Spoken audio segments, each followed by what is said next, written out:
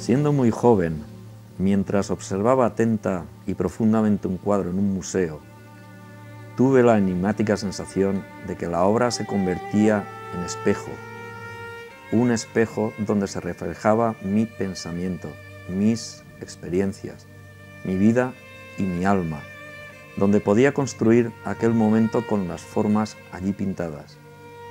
Con el tiempo, he visto cómo mis cuadros se convertían en esos espejos, que cuando son observados por almas sensibles y se van llenando de contenido y significado, guiados por las formas sugeridas por mis pinceles, es entonces cuando mis obras cobran vida, después de su nacimiento en el taller. Cuando son lo que el observador es, cuando la obra está terminada, existe.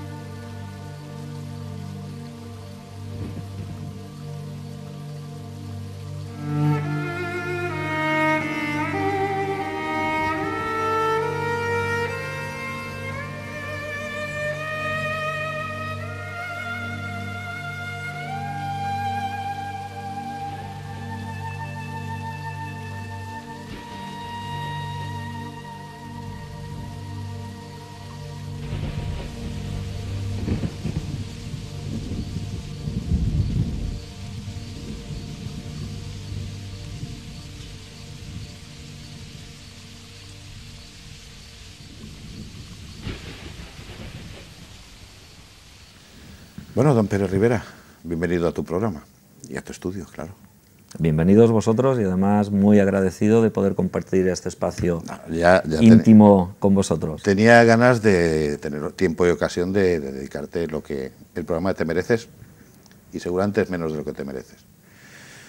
Gracias. Normalmente, como yo no tengo mucha idea de esto, de la televisión y de presentar y todo esto, siempre dejo que sea el personaje el que se presente, el que nos diga quién es. Yo te conozco tu obra, pero para quien no te conozca, o sea, cuéntanos la génesis de este chicarrón que tengo aquí enfrente, con aspecto de modelo pasarela. Esto está dicho así, con doble intención. Y empieza por donde quieras. Nada, mira, viene casi al hilo de lo que me dices, porque precisamente el año que acabamos de cerrar, el 2012, ha sido el año que yo he podido celebrar el 40 aniversario de mi primera exposición. Enhorabuena. Sí, gracias, la verdad es que fue a la temprana edad de... Sí, pues 13, 14 años, tengo ahora 54, y mira, se me ocurrió celebrar esa efeméride porque tampoco, no sé, vino y ya está, ¿no? Ese pensamiento lo hice y me vino muy bien porque eso ha propiciado pues, que yo haga una lectura, una relectura. Pero bueno, fue en esa época cuando se materializó la primera vez que yo tomaba contacto con el público. Evidentemente antes de eso ya estaba pintando, y mi maestro de entonces, que es el señor Manuel Barberá, de aquí de mi pueblo es la Vall d'Uixó, quien estaba enseñándome los primeros pasos en pintura, creyó que lo que yo hacía pues, ya tenía a lo mejor la suficiente dignidad dentro del contexto de un niño de 14 años, ¿no?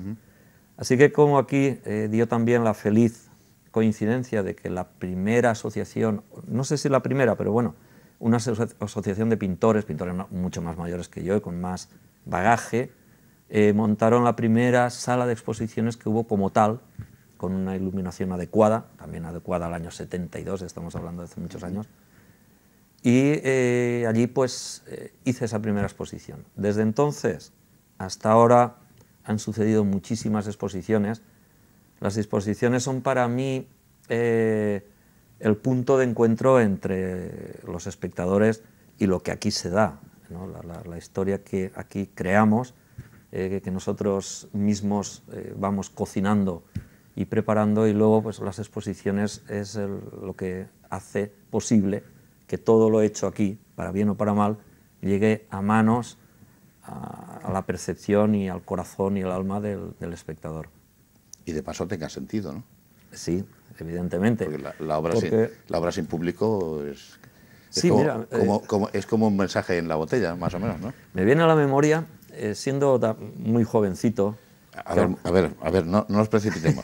Siendo muy jovencito, si a los 13 o 14 años ya haces la primera exposición, tú eres un niño precoz o algo así, sí, ¿no? Además, a muy temprana edad viví unas experiencias que la verdad es que me han sido muy sólidas, han sido un cimiento, una cimentación en mi devenir como artista plástico muy importante.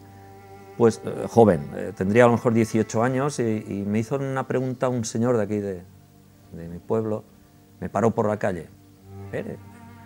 Quería hacerte una pregunta, y me hizo una pregunta que a simple vista parece una chorrada, pero no tiene nada de chorrada. Me preguntó, o me planteó, si tú vivieras solo en una isla, aislada, como un náufrago solitario, ¿pintarías? Y yo digo, hombre, claro que pintaría, por supuesto que pintaría.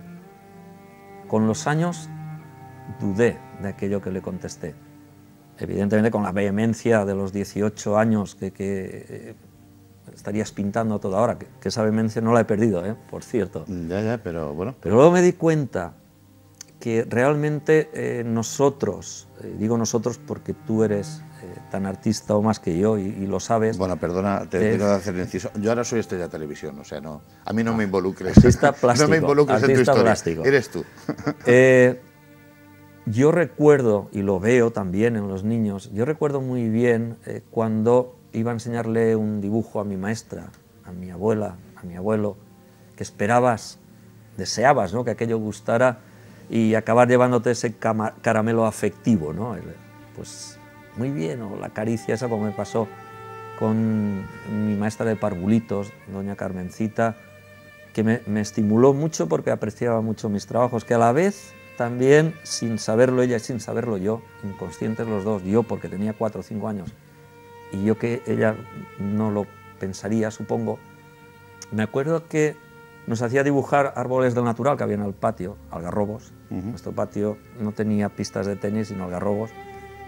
Y se me ocurrió pintar un algarrobo, la parte de arriba, la copa, de color violeta, morado, y el tronco rojo. Yo me quedé fascinado yo mismo de aquello, es que lo recuerdo perfectamente. Y me fui a doña Carmencita esperando la misma fascinación por parte de ella. Y dijiste, doña Carmencita, he pintado el algarrobo incendiario. O sea. No, se lo enseñé y su reacción fue, hombre, tú no sabes que los árboles son verdes. Y yo dentro de mí dije, pues claro que lo sé, ¿no? Pero aquello aquel árbol a mí me fascinó. Necesitaba opinar y ya está. Pero a la vez dije, caray, no ha visto lo que yo estaba viendo ahí, ¿no? Y bueno, eso dio pie a que luego esa pequeña anécdota luego cobró una fuerza muy intensa en mi trayectoria. La verdad es que fue determinante a la hora de tomar decisiones, porque yo vengo del realismo, lógicamente, donde todos solemos aprender, y luego pues he derivado y me he bañado en distintos ámbitos, ¿no? Bueno, perdona, antes de venir del realismo, tú vienes de un abuelo, que era un abuelo el que tenía una fragua y era sí, mi abuelo Eduardo Mena. Abuelo, y un padre también que tenía un trabajo pues un tanto sí, exótico. Mi padre músico. Músico concretamente violonchelista o bajista, ¿no? Sí, él tocaba el contrabajo en la Orquesta Municipal de Valencia, la Sinfónica, pero también tocaba el saxo. Cuando era joven tocaba en orquestinas. Bueno, yo en casa le he visto tocar clarinete, guitarra, vamos, era un músico. También se dedicó a la dirección. ¿Y tú qué tocas a todo eso? Yo toco lo que puedo.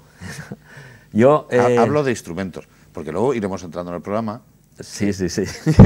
Que No, tienes una deformación genética, debe ser. Eso debe ser la genética, pero además deformada, ¿no? Yo intenté ser O músico, creativa. de hecho estudié el eslava, el primero de conservatorio y demás, pero me encontré cuando nos daban a elegir instrumento, yo quería saxo, la banda le interesaban clarinetes y ahí se acabó mi historia.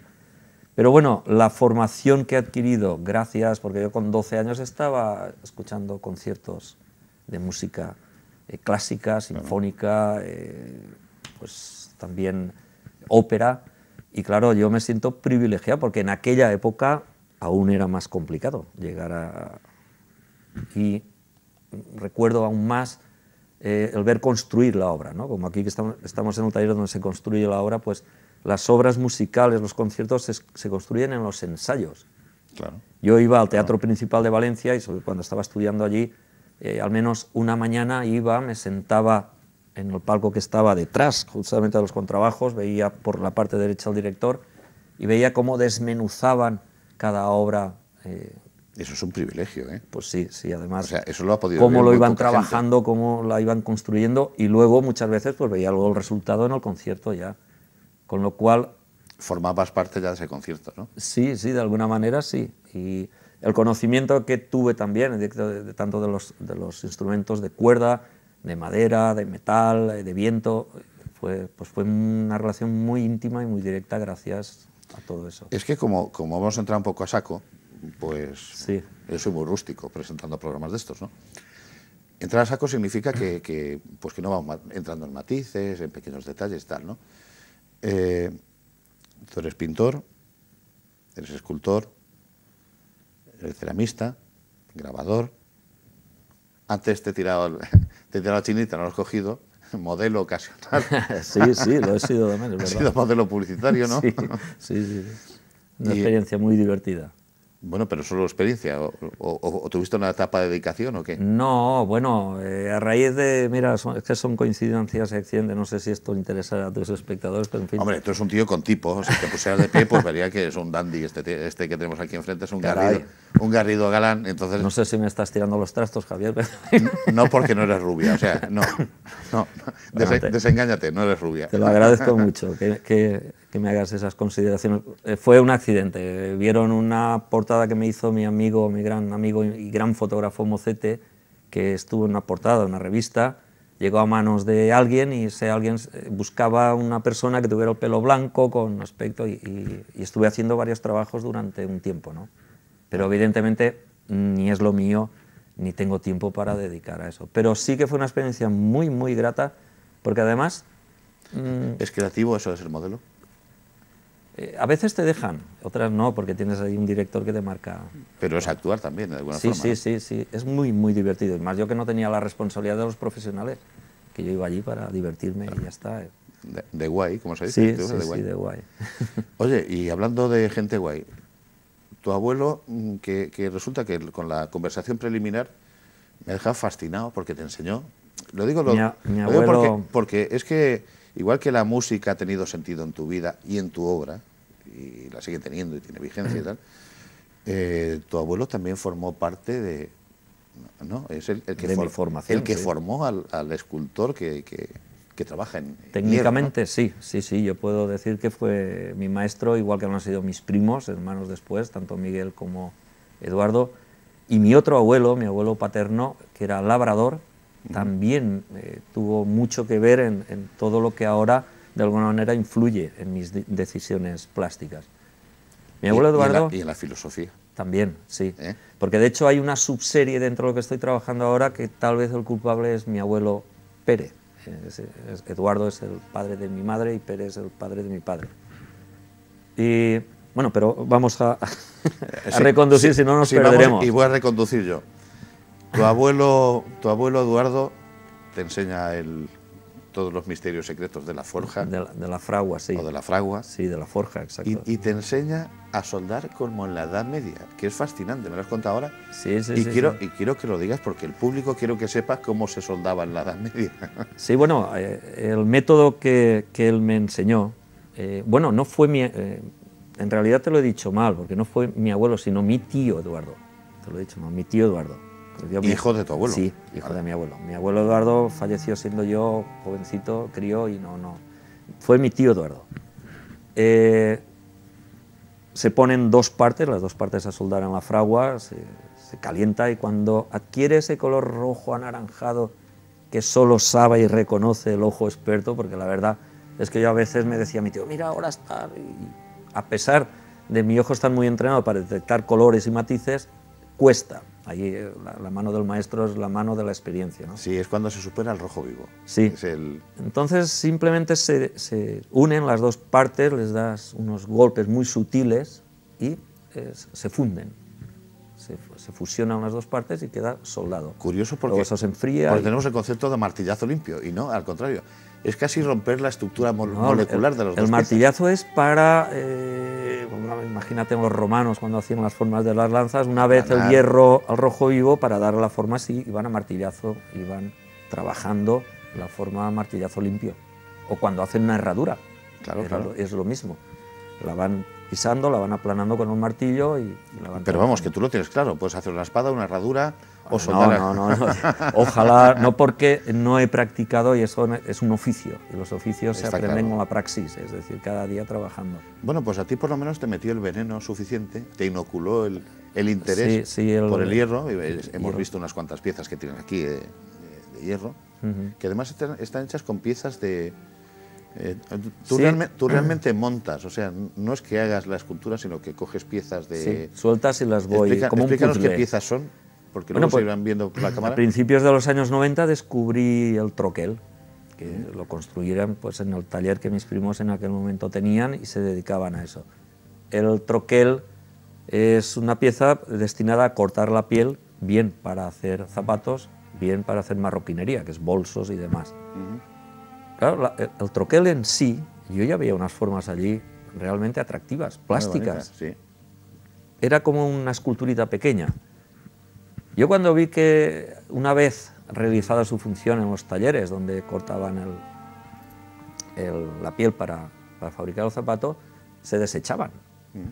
Y yo dije, ¿esto cómo se puede tirar a la basura y que pierda el valor ese que yo le veía, estético y plástico? Así es que... Yo que sé soldar como los medievales, o sea, que esto no se puede perder. No, bueno. Yo conozco el método, pero no sé soldar, ni mucho menos. Pero sí que sé soldar con electrodo o con la máquina de hilo, ¿no? Los fui cogiendo, les propuse a mis primos que me los guardaran. Allí tenía un montón y estuve unos años haciendo muchos trabajos con los troqueles. Y la verdad es que era una delicia trabajar porque incluso podías hacer cuestiones simétricas.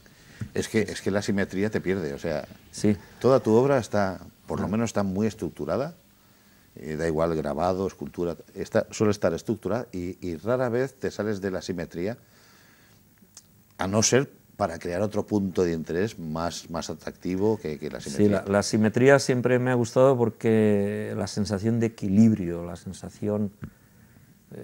no sé, ese equilibrio que se da en el universo para que todos los... Reposo, armonía, sí, la simetría, claro. Sí, incluso pues, el valor de los números impares, ¿no? Siempre parece que haya uno en medio, dos a los lados, o uno a los lados. Y eso tiene que ver mucho de personal, ¿no? Porque no pierdas nunca de vista que el que pintas está retratando. Sí, bueno, supongo que busco también un equilibrio, ¿no? En mi vida, todos queremos estar Lo buscas o equilibrados. lo tienes, o sea, lo que proyectas es equilibrio. O sea, sí, bueno, yo considero que sí que lo tengo, el equilibrio, ¿no? Pero en mis obras sí que es verdad que la simetría, aunque en realidad después en muchas formas está rota, ¿no? Sí. Pero rota es, claro, cuando una cosa rota armónicamente. Siempre está. Es decir, podemos romper un huevo, pero sigue siendo un huevo roto. ¿Cómo...? A título siempre orientativo, porque me parece siempre de pésimo gusto. A mí desde el gremio me parece horrible decir de qué estilo es tu pintura o en qué casilla estás, ¿no? O por qué cuadras corres, ¿no? Sí. ¿Tú situarías tu pintura en algún epígrafe, en algún...? Yo siempre he discurrido por mi propio camino. Me ha gustado ir por caminos que otros ya han trillado, porque aprendes más rápido porque el otro te ofrece la experiencia de la investigación, lo que sea, ¿no? Pero siempre me ha gustado pues tirar pues, campo abierto y definir mi propio camino, aunque tengas más piedras y te pinches más y sea más... Porque encuentras cosas muchas veces que al no haber pasado nadie por allí, pues las encuentras tú. No es que yo tenga interés en tener cosas que los demás no tienen, sino que me llama la atención ese punto misterioso de las cosas por descubrir, ¿no? ¿Sabes qué decía Oscar Wilde? Decía, sé tú mismo, los otros sitios ya están ocupados, ¿no?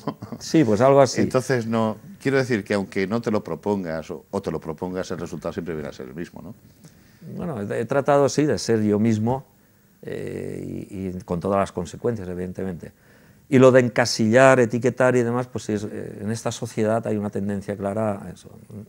Tiene que estar todo etiquetado porque las referencias estén claras y que todo el mundo sepa dónde está. Vamos a ver, es que tenemos dos posibilidades. El arte se siente, por una parte, o se comprende. Pero no van juntas, los conceptos no van juntos. Sí, entonces, claro. en el sentido de comprender la génesis de un artista o de una obra, pues entonces lo práctico es decir, bueno, pues esto es una corriente, una tendencia, esta concretamente, y entonces ya pues ya casi se buscan los orígenes, ¿no? O se entiende mejor. Pero digo, siempre fuera de la sensibilidad, dentro de la pragmática, ¿no? Es decir, bueno, pues lo práctico es entender de dónde viene esto y tal, ¿no? Yo tengo un artista contemporáneo, yo, con unas formas muy personales, o sea, tú ves un cuadro de Pérez Rivera, lo ves a 200 metros y dices, aquello es un cuadro de Pérez Rivera, porque esas formas son de Pérez Rivera. ¿Y por qué esas formas? Pues no lo sé. Pues me parece que podemos preguntar a muy pocos más, ¿eh? Realmente yo voy tomando conciencia de mi propio trabajo a agua pasada. Porque en el momento que estoy, en el momento creativo, cuando estás trabajando, no tienes conciencia, o yo no la tengo. Se van surgiendo y yo no me pregunto esto por qué, no trato de racionalizarlo todo, porque a mí lo que me interesa es pintar. O sea, a mí me interesa mucho el hecho creativo cuando estoy pintando. Hasta tal punto, Javier, que después te lo puedo mostrar, es algo que está ahí. Cuando estoy terminando un cuadro, ya lo veo prácticamente terminado, como antes en las imágenes que hemos grabado de que estoy terminando ese cuadro, yo ya ese cuadro ya no me interesa, estoy pensando en el siguiente, pero no me interesa en términos absolutos. Ya lo he creado y ahora lo que me llama la atención es el siguiente. Y lo que te queda por hacer es pura mecánica ya. Con lo cual siempre reflexiono con una cierta distancia entre lo realizado y lo reflexionado, el momento de reflexión, ¿no? Sí que es verdad que puedo decir en este momento que estoy trabajando, ha sido inversamente proporcional el hecho de que cuanto más experiencia tengo, más camino he realizado como pintor, más hacia atrás me he ido a buscar el material pues, que me permita representar o trabajar iconográficamente. Es decir, yo ahora mismo estoy bebiendo de las primeras fuentes de mi niñez. Por eso antes he hecho alusión también a mi abuelo Pérez, el labrador. El otro era el herrero. Yo con él compartía muchas horas de carro cuando me iba al campo, porque iba con un carro y un caballo. Iba al paso y a veces nos costaba 3 o 4 horas llegar a la finca donde iba él a trabajar. Y yo recuerdo, eso tengo memoria desde muy pequeñito. Él me hacía observaciones constantemente sobre la propia naturaleza. Estoy ahora trabajando una subserie de biografía médica. Perdona. Fíjate lo que estás diciendo y el peso que tiene eso, las observaciones de la naturaleza, que tu abuelo, sin saberlo, te estaba enseñando a ver. No a mirar, sino a ver. Exacto. Estamos en eso. La percepción, cosa que sí. No, es que un artista, si no sabe ver, no puede ser artista, por más que se empeñe. Pero no solo era ver, Javier, era también sentir, porque él aquello lo sentía. Y se me ha ido ahora la pinza. No se te ha ido. A ver... recuerdo así la subserie, perdona. No, la subserie, voy a hacer el inciso porque si no se me va a olvidar a mí. está saliendo el poeta. No sé si era tu abuelo o eres tú, pero el poeta está saliendo. ¿Sí? El poeta. Sí, me estás presentando una parte sentimental, sensitiva, el abuelo, los afectos, el campo, el mundo, lo bucólico. Y luego, no solo ver, sino sentir. Sí, es que me parece que es un buen armazón para... Cuando algo lo has poeta. realmente visto, o sea, lo has mirado y lo has visto, lo has observado atentamente, está visto, pero si además de ser visto es sentido, la huella que queda es mucho más que la memoria a corto o a largo plazo. Ya no es la memoria de nuestro cerebro, eso física, sino que es la memoria emocional. Esa memoria emocional tiene mucho valor en mi trabajo porque cuando me retrotraigo o vuelvo hacia atrás a esas experiencias en el campo, donde mi contacto con aquellos barros después de llover, aparte de que me dejaban dibujar, por eso me gusta tanto la cerámica, porque el barro es mágico para mí. Sigue a lo mejor rememorando en mi memoria más lejana aquellas sensaciones, ¿no? Pero quiero decir que eso llegó hasta el punto de que una de las 7 subseries que tiene la serie Biografía Onírica, que está dividida básicamente en itinerarios y mitología, pues hay uno que le he hecho un homenaje a mi tierra. Son en valenciano dime el ribàs, los bancales, el ribazo, no sé si es correcto en castellano esa palabra. Supongo que sí. Yo miraba las montañas, que para mí aquello que a veces le preguntaba a mi abuelo, ¿y eso quién lo ha hecho? Y él me decía, Dios. Y yo me imaginaba a Dios, un señor enorme amontonando aquello, claro. Pues además, esas montañas... Con un par, ¿no? Sí. Bueno, no, físicamente no, sino el tamaño. Ya. Los ribazos, y yo decía, y hasta allá arriba han subido... Y él me explicaba que a veces para poner una higuera, un almendro, subían hasta allí señores que cogían piedra, lo construían, y aquel esfuerzo que es titánico, que parece que no, porque además estamos hablando de hace mil años, a lo mejor, sí. Que a la vez esa obra que dejaron esos señores ha permitido que no esté desertizada nuestra tierra, que no resbale el agua, arrastre y demás, pues yo eso lo he cogido y le he dedicado una subserie que llamo... no me acuerdo cómo son, bancales mitológicos, porque para mí sí que tienen ese componente mitológico. La mitología normalmente la relacionamos con la mitología griega, la romana, los dioses, semidioses y todo eso que estudiamos en algún momento de nuestra vida en la historia. ¿Y los que hicieron los bancales? Sí, pero para mí tiene un valor mitológico. Tenían casi forma humana, debían ser dioses o algo. Sí, dioses bajados a la tierra para hacer eso, ¿no? Para mí lo son. Para mí el labrador es, sí, si no es un dios, un semidios, porque y además tiene mucho que ver con nuestro trabajo. Ellos siembran, arriesgan, depende del tiempo, de muchos factores que ellos no pueden controlar.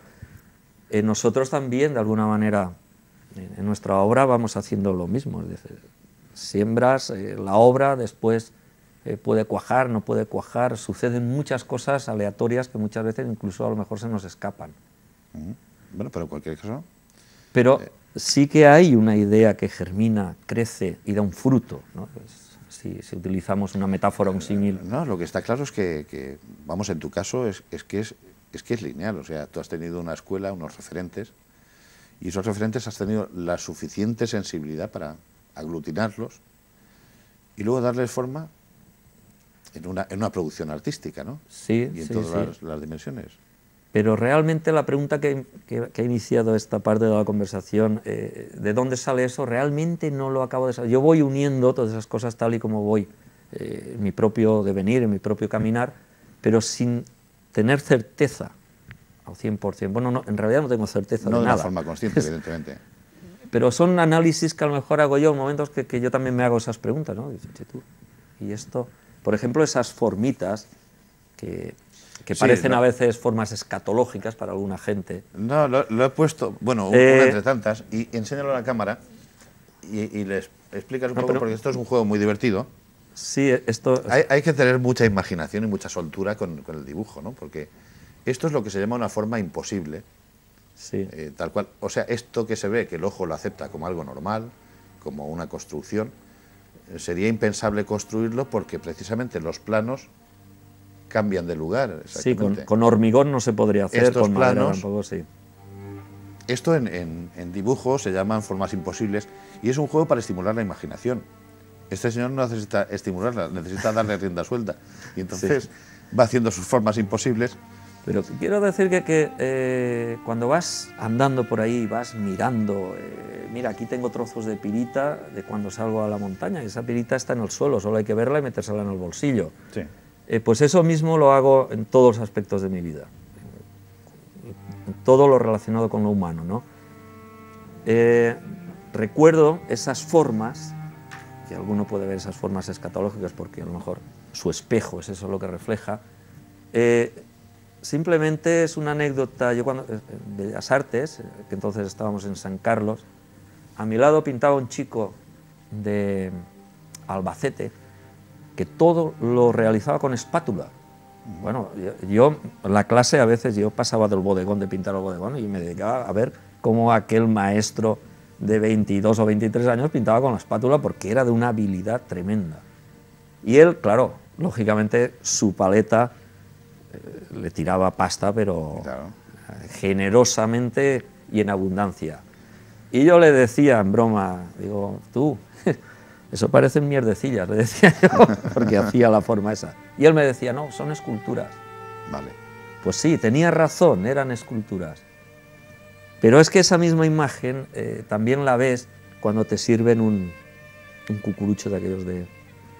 O cuando hacen los pasteleros, que también tengo una amiga que es pastelera y he estado mucho en el Obrador, y también se puede establecer un símil claro entre el trabajo del pastelero y nuestro trabajo, ¿no? El resultado es distinto porque ellos se lo comen, bueno, y es muy agradable. Estructuras elevadas, pero de eso aquí tenemos muestras. Sí, pero cuando coges una manga, el merengue y la manga de pastelero, también haces esas formas escatológicas para unos y para mí alucinantes. Bueno, para mí, tú lo puedes ver escatológico o quien sea. No, yo no. Bueno, quien sea lo puede ver gente escatológico. Que te hace comentarios. Y yo puedo ver un figurat perfectamente. Haces un figurat o una mastaba, toma. Sí, bueno. Pero ya entramos en el terreno de la subjetividad y la lectura. Entramos en el terreno de los museos. De los museos, el concepto clásico. Sí. Porque lo hemos estado hablando antes y creo que volvamos a reflexionar sobre lo mismo. Museo. La historia que te he contado del museo. No, primero el concepto de museo, tal como lo entendían los griegos, sí, que era museo, y después me hablas un poquito del Museo de la Paz, en el que has estado muy involucrado. Bueno, sí, el museo tal y como lo entendemos hoy... Si quieres que vayamos por aquí, porque podemos ir hablando de tu obra pública, o sea... por donde quieras, Javier. Lamentablemente no te puedo dedicar 5 o 6 programas, o sea, con uno te vas a tener que conformar. Entonces, no, hombre, conformar y recondúcelo por donde quieras. Bueno, la idea del museo, hoy en día el museo es un espacio arquitectónico y donde su interior ofrece pues, obras de arte colgadas en las paredes o tridimensionales. En algunos casos, como el Guggenheim de Bilbao, hasta el propio edificio es una escultura, ¿no? Es decir, pero claro, en la cultura helénica, en la Grecia clásica, el concepto de museo era otro. Era un espacio, evidentemente, donde se reunían artistas de toda índole, escritores, escultores, pintores, músicos, intercambiaban sus experiencias. Perdona, y musas. Y se nutrían de las musas, que era donde iban a buscar la inspiración esa que se supone que nos hace falta para el momento creativo. Y son las que le dan nombre a los museos. Exacto. El lugar donde viven las musas, y por eso los artistas se acercaban ahí. Sí. Es que es una... Fíjate que son... A mí me encanta hacer este programa porque todos vosotros, los que vais entrando aquí, me dejáis algún inciso, alguna reflexión, o algún punto de flexión, o alguna memoria, ¿me vais? Refrescando la memoria sobre ciertas cosas, ¿no? Y esta es una nota preciosa, ¿no? A nivel informativo, ¿no? A nivel cultural. El concepto del museo, de dónde sale, ¿no? Luego tú, como ya tienes muy claro que un museo lo que es, pues dices, bueno, pues vamos a hacer un museo, pero que tenga ya verdadera médula, ¿no? No, bueno... ¿Y qué empieza la historia? Debido a estas cosas que pasan en la historia... Oye, te estoy mirando y para salir en la tele no van a limpio, o sea, no... No, lo siento, es... Te tienes que ver... Hombre, yo esperaba un poco de imagen. Yo me he tenido hasta que planchar la ropa, o sea, mira... Pues es mi imagen. ¿Estás cómodo, no? Sí, estoy en el taller visto así. Sí, es que además te hemos pillado con las manos en la masa. Sí, sí, es verdad. Haciendo merenguitos, como aquellos de... Pues lo del Museo de la museo, Paz. ya te digo, como resultado de la necedad humana, uno de los efectos más terribles son las guerras.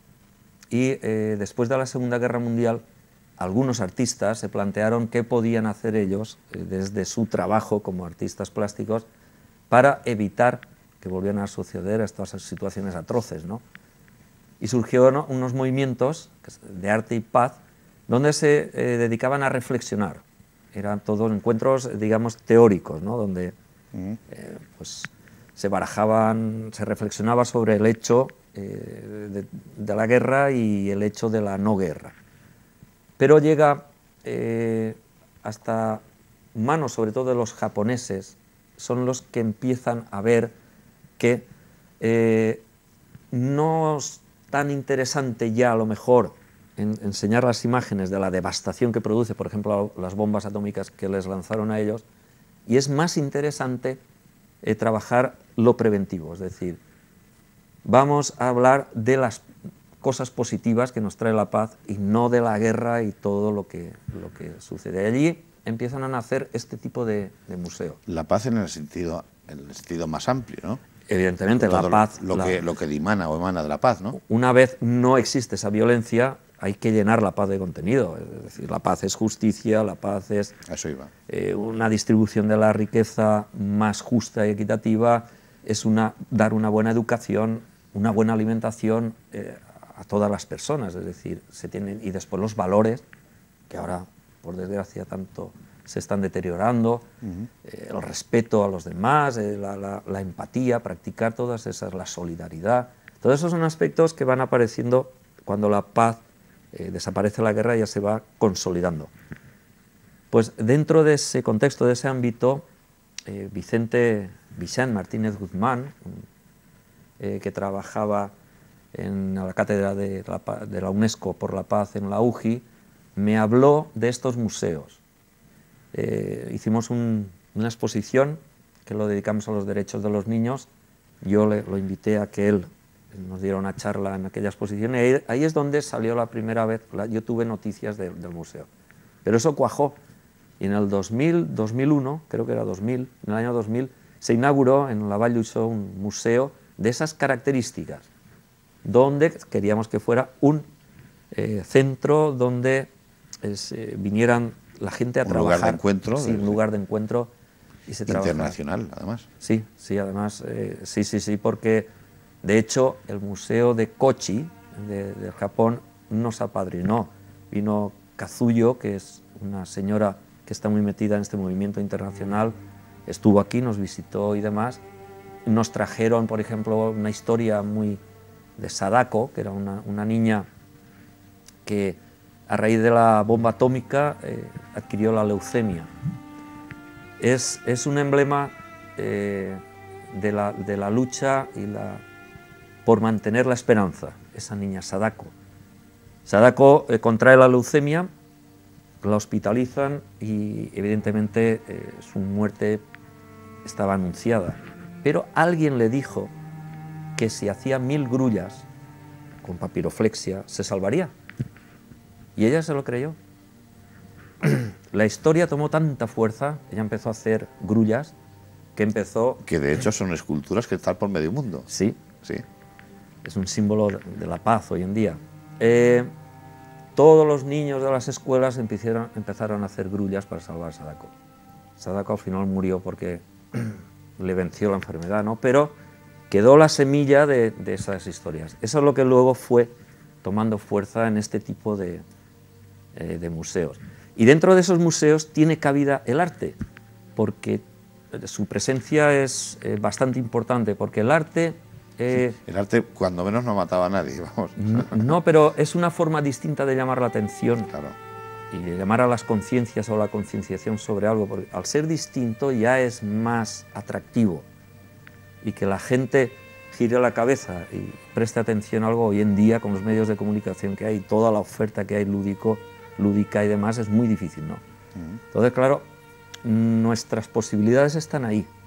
Es decir, hacer una propuesta lo suficientemente distinta y atractiva para que la gente al fijarse en ello, pueda escuchar o entrar o atender o enterarse de que eso sucede e incluso de qué puede hacer él para ayudar o colaborar, ¿no?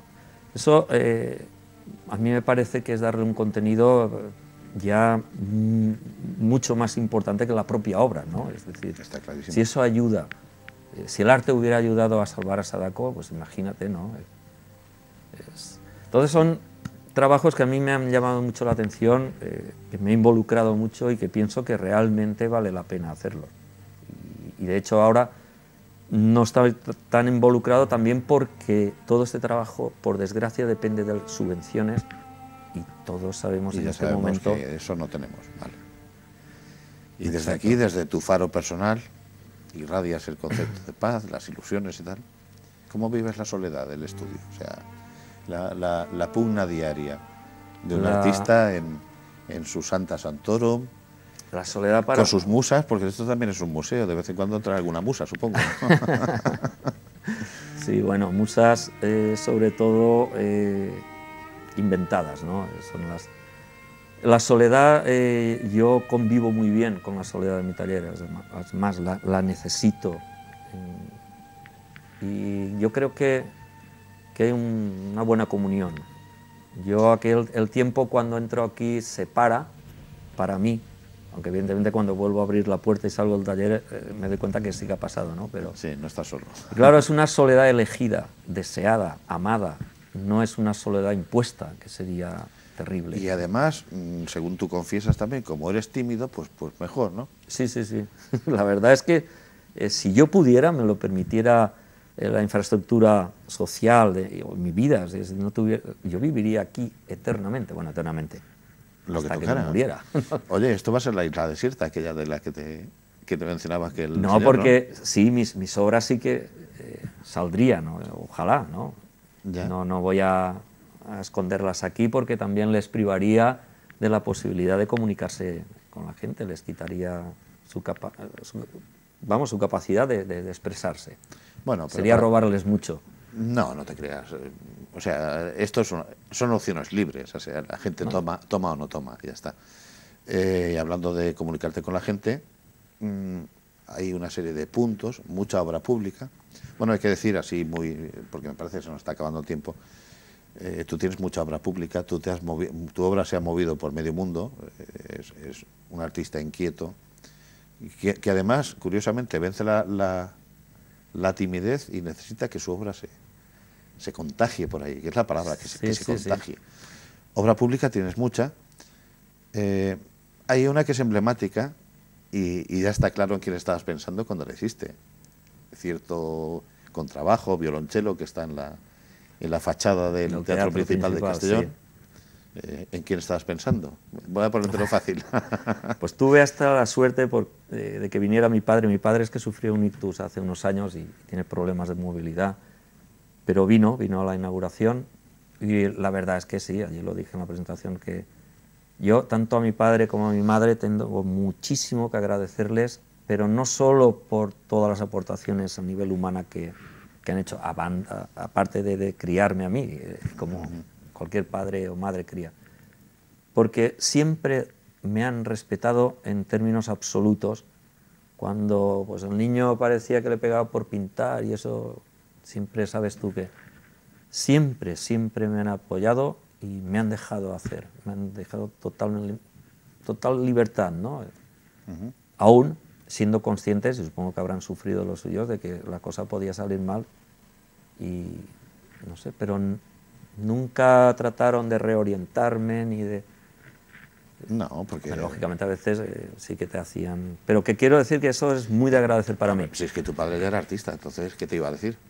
Pues sí, porque... ¿Qué te podía decir, hombre? Porque mi padre en aquella época también, pues, el estudiar una carrera, además con trabajo, no sé, fueron 6 años, a la vez que trabajaba, porque ya existíamos mis hermanas y yo, y había que mantener una familia, pues claro que era un riesgo que tenía que asumir, y fue valiente y capaz, y de él he aprendido la capacidad de sacrificio y la capacidad de trabajo, porque bueno, yo eso lo he visto.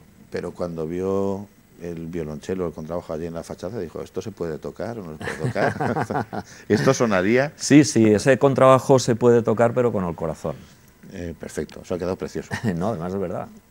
Bueno, y me parece que lo hemos mencionado al principio, no estoy seguro, pero tú sigues vinculado a la música, sigues haciendo tus instrumentos Sí. más o menos posibles o imposibles, Sí. y sé que hay un luthier que está intentando hacer sonar esos instrumentos que tú has pintado. Sí, sí, sí, conocí a un luthier hace unos años que se llevó los dibujos y demás porque él quería fabricar uno de esos instrumentos inventados y que no sé a qué sonará.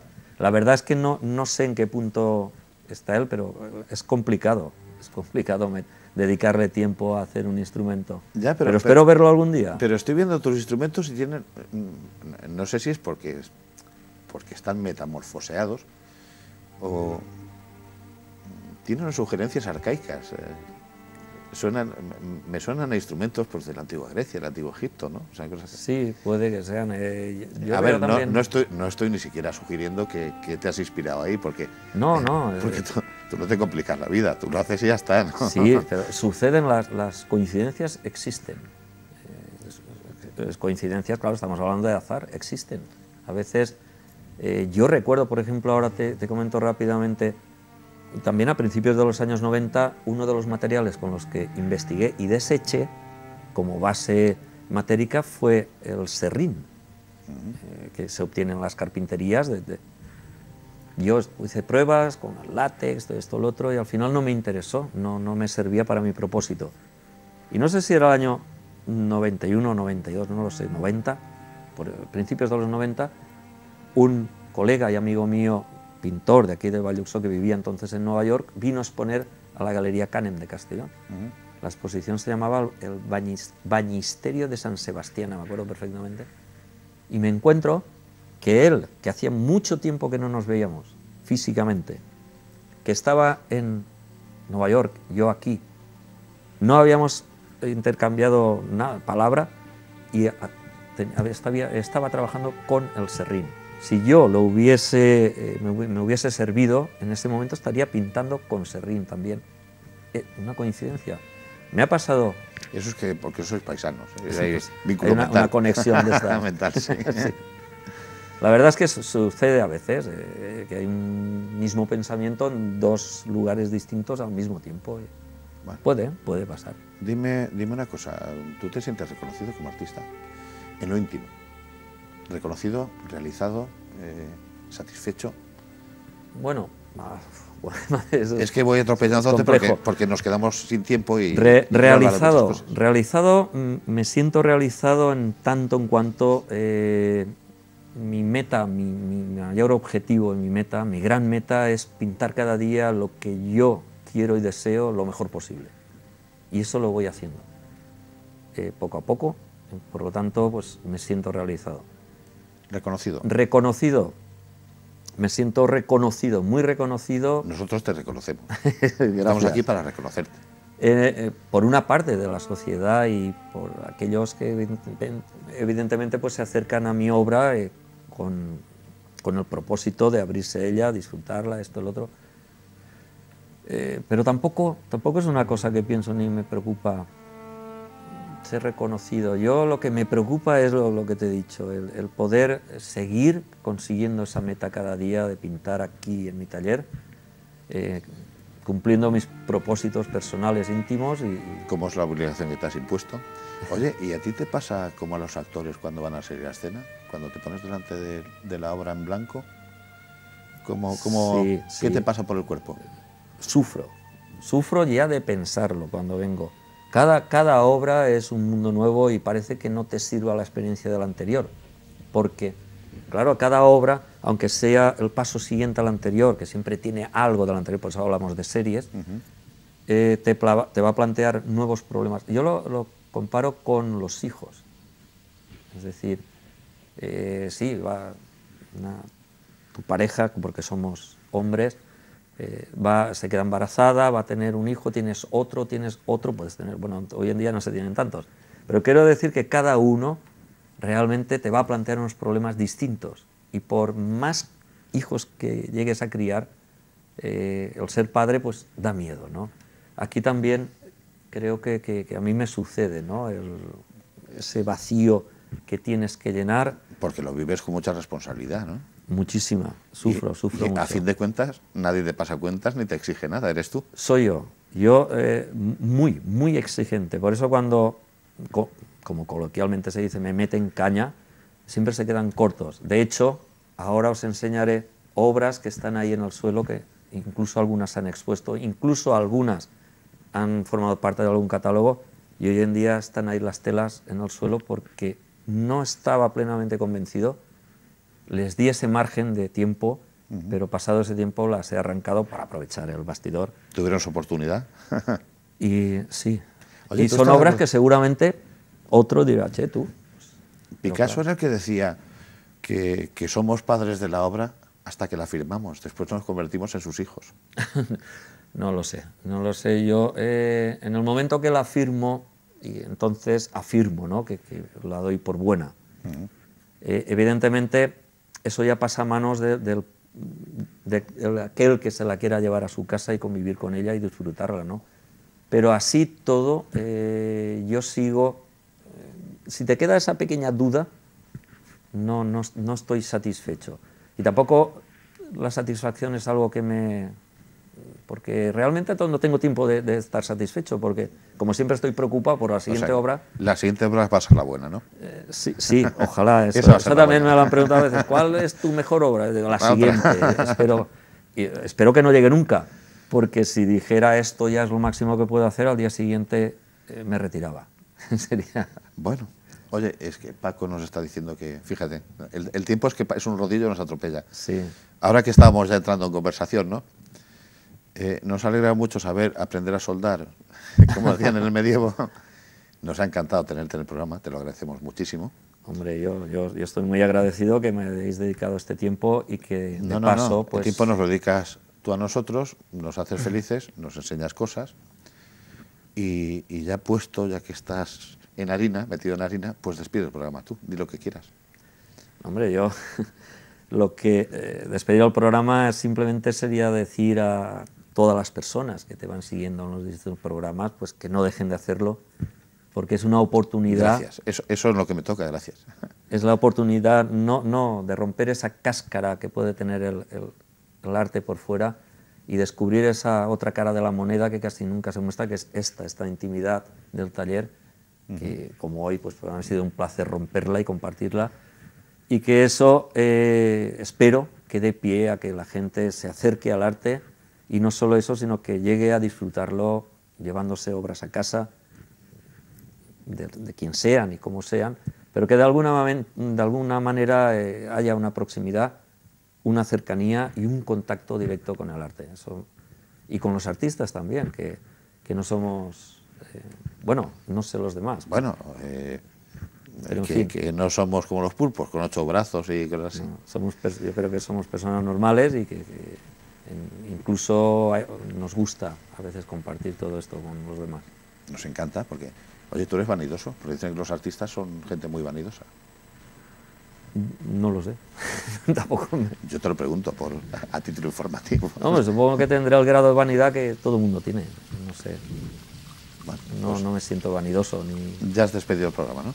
¿Lo das sí. por resuelto? Y muchas gracias, Javier, por haber pensado en mí. Yo te agradezco mucho porque ya conoces el título del programa y hoy tú nos has encendido el faro.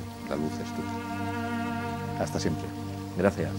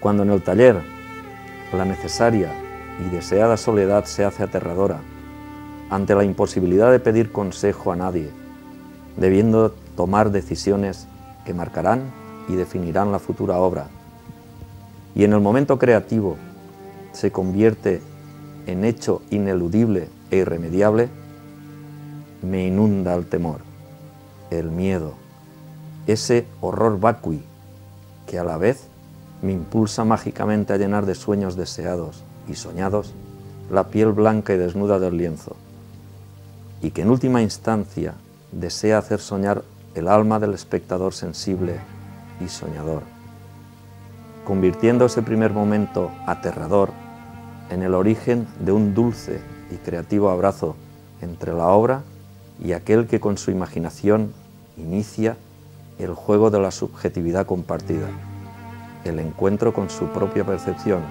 su imaginación, y me siento muy feliz.